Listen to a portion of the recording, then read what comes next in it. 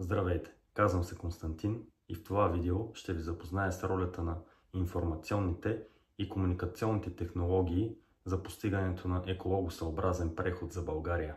Слънчеви панели, вятърни турбини и интелигентни мрежи.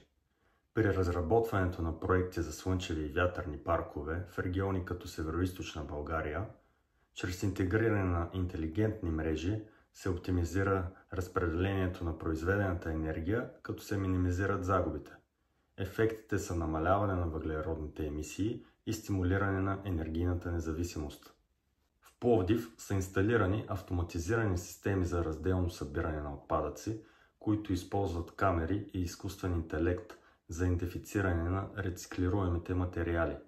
Всичко това благодарение на AI плюс машинно обучение за сортиране на отпадъци и компостиращи системи. Така се намаляват депонираните отпадъци и се увеличава процента на рециклирани материали. Зарядни станции, електрически автобуси и велосипеди. София инвестира в зарядни станции за електромобили, а градският транспорт включва и електрически автобуси. По този начин се намалява замърсяването на въздуха и се насърчава устойчивата мобилност.